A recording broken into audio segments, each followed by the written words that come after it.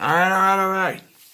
Last animated Batman movie. Batman Beyond, Return of the Joker. This is set within the time of Batman Beyond. I'm not sure exactly what point in the series it's set in. If you don't know the story of Batman Beyond, a quick rundown.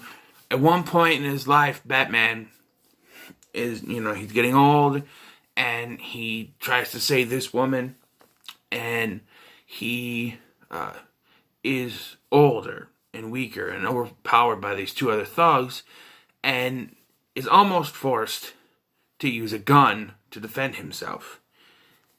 He ends up defeating the thugs, but in the end, he decides he's going to hang it up. Years later, Terry McGinnis has his father taken away from him, murdered thanks to Derek Powers, who would later be known as Blight. Derek Powers is co-owns Wayne Enterprises, now Wayne Powers, which that's not brought up in this anyway. But to avenge his father's death, Terry becomes the new Batman in the new suit and everything. I had a comic book that no, it wasn't mine. I rented it from, it was a book or something that I got from the library that I used to read when I was in high school and stuff, so. Yeah, and this one takes place later. The Joker has returned. Despite the fact that the Joker is dead. The now Commissioner Barbara Gordon tells the story and recounts the tale of how she, Batman, and Robin tried to take down the Joker, but Joker took control of Robin, this being Tim Drake, and turned him into a little Joker. While under control, something happens where the little Joker, or Tim Drake, kills Joker by electrocution. However, Tim Drake ends up growing up, having a normal life. The Joker returns with a new crew. These twin clown ladies who are kind of like Harley Quinn, and we'll get to that later. There's a hyena, there's like a scarecrow looking guy, and there's a big fat bald clown named Bonk. And they all work for the Joker. This new Joker. While trying to figure out what's going on with the Joker, they start to talk to anyone, Dick Grayson or Tim Drake. I don't think Dick Grayson's in it, but Tim Drake is an older Tim Drake. And they, we're come to find out that it is actually Tim Drake, and the Joker left something in his skin that makes the Joker come back inside of Tim Drake, turning him into the Joker. And the new Batman, Terry McGinnis, is able to overpower him, get rid of that, and turn him back into Tim Drake towards the end.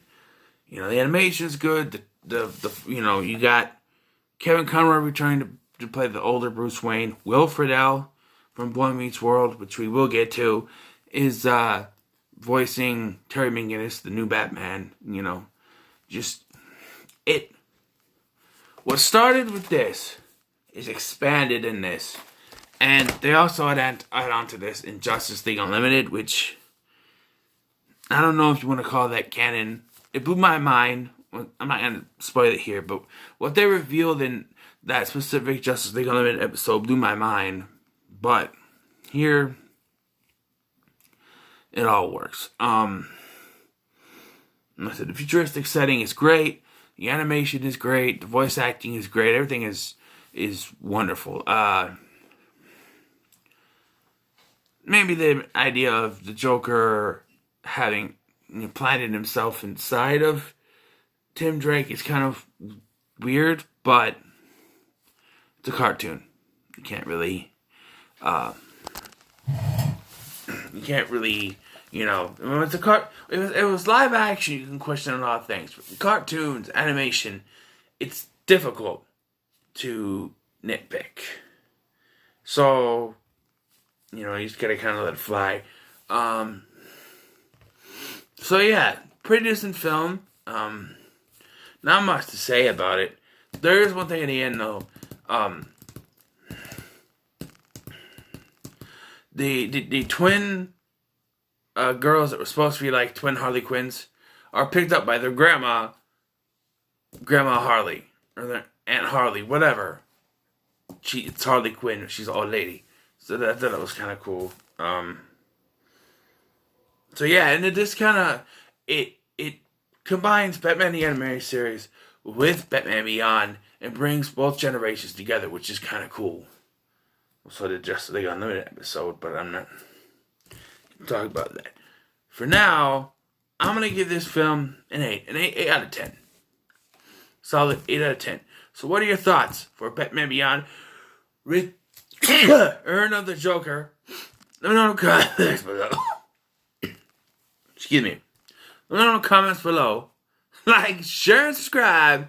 And I'll see you in the next one. What?